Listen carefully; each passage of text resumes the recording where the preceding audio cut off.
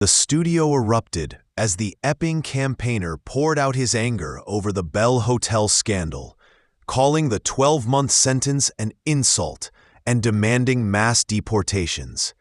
His voice trembled with fury as he accused the government of betraying local families. Across the desk, Jeff responded calmly but firmly, warning that demonizing all migrants was dangerous and insisting Britain must uphold the law and its democratic values. The clash turned blistering. Neither side backing down, one demanding protection for mothers, the other defending principle. But here's the question: is the answer tough deportation or strict legal process? Share your thoughts in the comments. Did you know over 95% of our viewers aren't subscribed? Subscribing is free and helps us create more great content. Hit subscribe now and join our community. How do you deal with this? How can anyone not feel concerned about having, 100 of these guys at the end of their road when they've got children, when they've got schools? How is anyone that's right thinking not going to be concerned about that? Well, he is being punished at this moment, and that's absolutely the right thing that should happen. That's not my question. My question is, this fellow was caught. The woman, by the way, bravo to the lady, she chased after the guy. She was having absolutely none of it. She chased after the guy, caught up with him, and that's why he was caught. My point is, this guy is not just a random lone individual. He represents a mindset that will be, I would argue, prevalent across a lot of these men, that they think that they can come into this country and sexually assault little girls, young girls, and women, because in their hometowns or their cultures or whatever it is, that might be the thing that they do. He clearly thought he could get away with that. He can't believe it, that we're so strict we don't allow. So what do we then do by the fact that this government and the previous ones are importing these men en masse and putting them in people's residential streets? I think it's really important that we don't generalise from what is a very bad case. We should not stigmatise every single person who comes into this country. I didn't. Well, you were implying that everyone has the same values as this man, and I don't think that's right. No, I didn't, and let me tell you this. This is what people do. Instead of addressing the concern that I'm presenting to you, which is a valid concern that's been demonstrated and concluded in this particular case, instead of addressing the concern that I'm raising, you're trying to make me out to be like an awful, perhaps racist person that makes out that everyone is like this. I never suggested, nor did I say, that everyone is like this. What I'm saying to you is that there will be a substantial number of men that are coming from these cultures that do not regard women or children as anything other than fair game. How do we deal with that? Well, I don't accept that that is the case. And by suggesting that large numbers of men from those countries behave in this way is exactly the criticism I'm making of what you said. I don't believe for a moment that large numbers of men behave like this. Do you read the news story? One has behaved like this, and he is being punished at this moment, which is the right thing to do. With all due respect, you are a very intelligent man. You must know that this is not an unfortunate, isolated incident.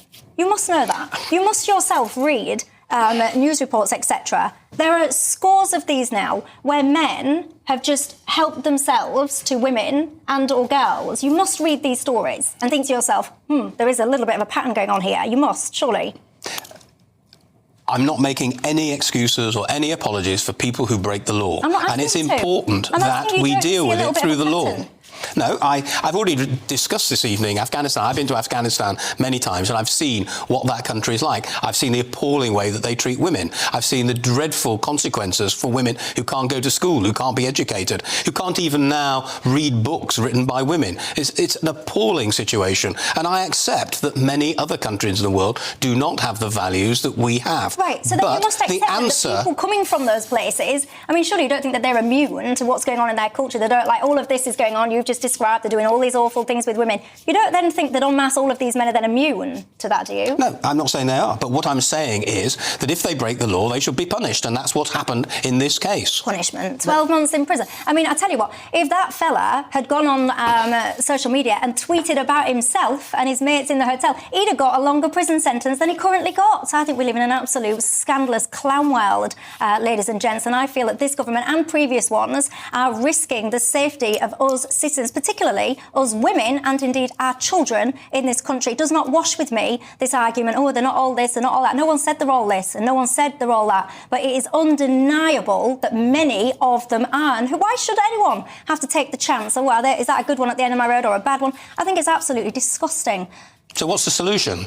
What's my solution? Close the hotels next to school. No, I don't even want to talk about hotels. My solution is stop them making the crossing. You wouldn't be in a hotel under my watch. You wouldn't be in the country. That would be me. I would have the Navy or whoever it is actually patrolling the borders, protecting the borders and doing whatever it takes to stop these men feeling that they can get in a massive boat and get all of this access to this country and everything it presents. That is what the solution is. Stop them coming into this country. They're coming from countries that have alien cultures to this country. Right, look, I've been trying to hear more from you. I didn't even give you a beat to respond, and you are the councillor in Epping Forest. So how would you respond to Jeff? Well, this is the problem, isn't it? Because when people try to have an adult conversation about suggesting that people coming to this country illegally are coming from countries where their culture is frankly foreign from this country, where women are treated very differently to how the West treats women. And no, not every single person in those countries that live in those countries are like that. But there is a huge critical mass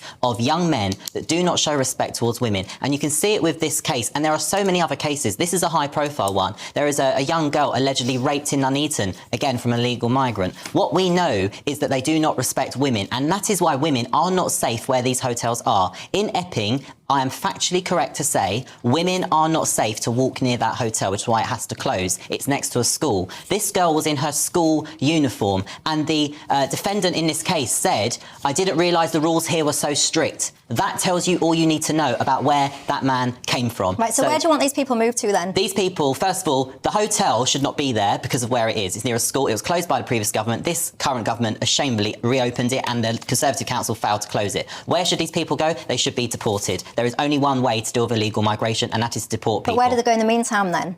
They need to be in camps, and they need to be deported. The minute they arrive here, Michelle, they need to be arrested, detained and deported. And the closer that detention centre could be to an airport, the better. In fact, I kind of welcome that Gatwick's getting an extra runway and Heathrow, because that means that by the time Reform get in, we'll be able to have as many flights as possible. We need RAF bases being used. There are plenty of places in this country, Michelle. But people don't want that. You've got Scampton, which is a disused base, and there's Scampton process. I used to drive by it all the time. It's not far away from Hull, if you don't know where it is. And they had like a camp, a 24/7 camp that they were protesting. They didn't want that base being used. Just as quickly as we built Nightingale hospitals during COVID, we need to build detention centres, we need to detain and deport. But the thing is, Michelle, when we do that, they will stop coming. That's the point. They're leaving France because they come here for an easy ride. When we stop giving them benefits, stop giving them hotels, they will stop coming. We're almost out of time, but anything you want to respond to that, Jeff?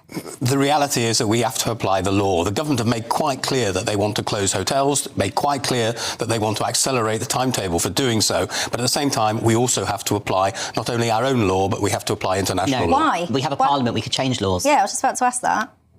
The reality... Don't forget to like, comment, and subscribe to Next UK, your go-to for real stories and sharp analysis.